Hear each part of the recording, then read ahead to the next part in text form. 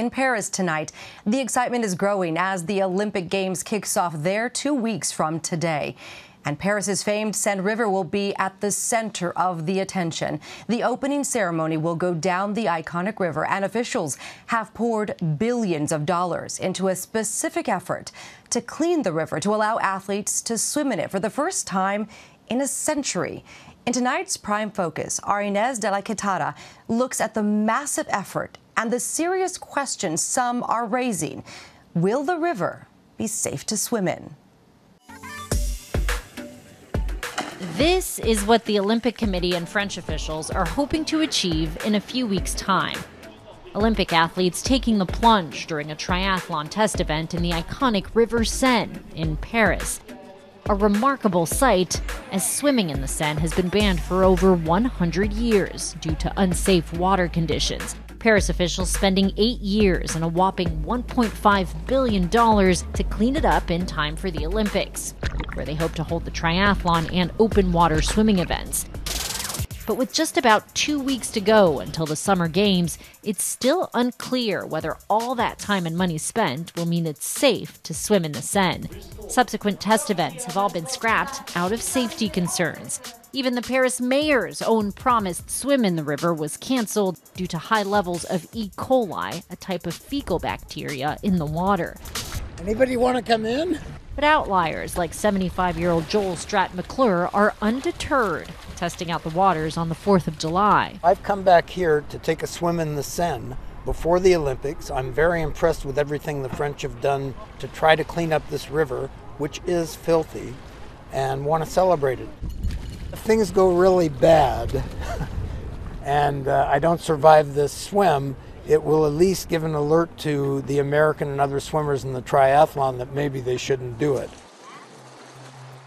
What we're looking at here is a graph of our measurements of the Seine River quality. Dan Angelescu's company Fluidian has been testing the Seine's water quality since 2016, and every day since early April. In light blue, we have the rainfall. You see that every time you have a rain event, generally the bacterial levels tend to increase, sometimes significantly. They come in the tenth of thousands.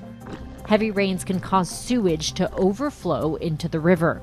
Like on June 18th, where after several rainy days, E. coli levels in the Seine jumped to roughly 10,000 colony-forming units per 100 milliliters, more than 10 times the safety limit. What we've seen year after year is that these big storm events, especially if they come after a long dry period, they can really make water quality degrade significantly. So you can have bacterial levels that are in the hundreds and they go up in the 100,000 range, for example. And it stays there for a couple of days and then it drops down again and, water quality improves again.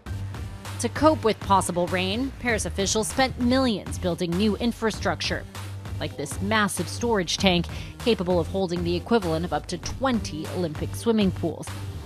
The hope is it'll prevent sewage overflow from contaminating the river during heavy rains. So on a day like today, the water clearly doesn't look too enticing, and it is weather that's going to play a factor here. Rain can actually cause the bacteria levels to surge, while sunshine can kill it.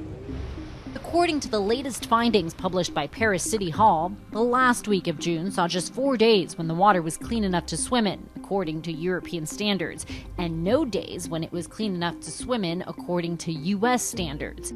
At the end of the day, it's the Olympics, and the safety of the athletes has to come first.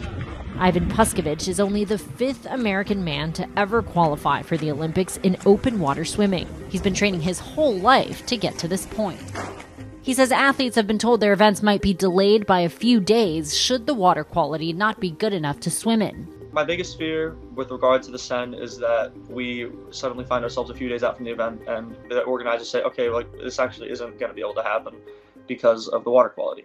At the Rio Games in 2016, a number of athletes reportedly fell ill after they were forced to swim in the polluted Rio Bay. There was a lot of news about the water, that it's not healthy and not good for you, but I'm still alive, so... Puskovich now joining other athletes like Brazilian open water swimmer Ana Marcela Cunha, calling for organizers to come up with a backup plan. For months, Paris officials insisted there would be no plan B. So there's no plan B? No, no plan B. We don't need a plan B. We just need the good weather. And we're sure it will be the case in summer. But perhaps finally bowing to pressure, days before the Olympics, organizers did reveal contingency plans. Open water swimming could be held in the Marne River instead, and when it comes to the triathlon, officials could delay the event, or at worst, they said they may do away with the swimming portion of the competition. But with the games inching closer and the quality of the Seine out of anyone's control, the focus is on these athletes bringing home a medal. The Seine is iconic, and it would be amazing to say that I was one of the first people to swim in it at the Olympic Games. After such a long time of people being barred from it, I can only control what I'm going to do and how I'm going to respond to it in the face of their decisions, in the face of their actions. I really got to maintain that same mentality in this situation, because no amount of stress, no amount of worrying is going to make the Seine cleaner. Definitely some incredible access with that one. Thanks to Ines and her crew.